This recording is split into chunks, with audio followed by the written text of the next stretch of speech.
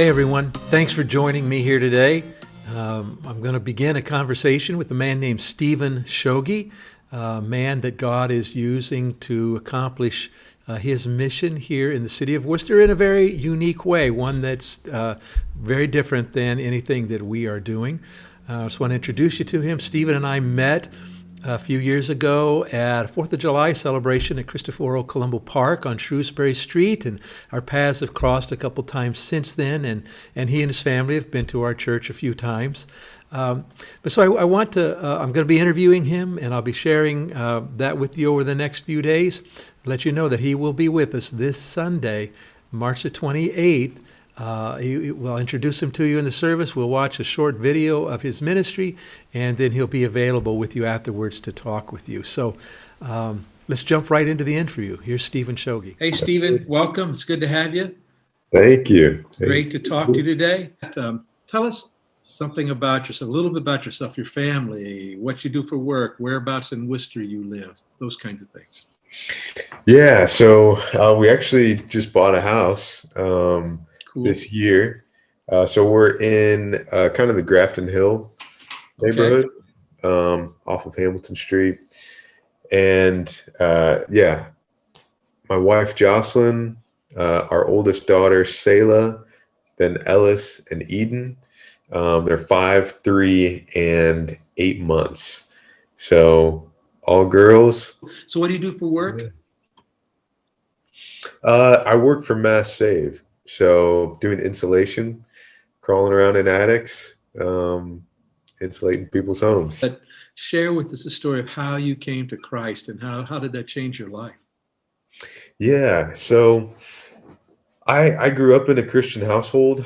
We went to church every Sunday. Now, where was that? Where was that? In Missouri. I'm from Missouri. Yeah. Missouri boy, me too. Yeah. I'm from Kansas City area. Okay, go ahead. Yeah, I was from a small town in Missouri. Well, I was born in Springfield, but moved to a small town. But when I went to college back in Springfield, Missouri, that was when I really began a relationship with Jesus. It was a little later on in college. My brother had he was like, "Hey, do you want to check out this church? It's like right across the street from campus." I was like, "Sure, yeah, we'll go." Yeah, so we checked it out. When we went there, it's like a church of 35 people. So normally what we would do, I'm a quiet person, my brother's a quiet person. And like I said, I didn't know Jesus at the time. So we'd go in after service was over, wherever we were at, we would leave as soon as we could. You know, Right. We're very shy, and so we didn't want to talk to people. Anyway, when you're in a church of 35 people, you can't really do that. They know who's there and who's not. And so one day the pastor came up to us and asked me if I wanted to study the Bible with him. I was like, in my head, I'm like, not really, but I'm a people pleaser. So I was like, sure. Yeah, let's do it sometime. And as we were going through things, I realized how little I knew of the Bible, how little I knew about God, and the fact that I didn't know Jesus at all. I had no relationship.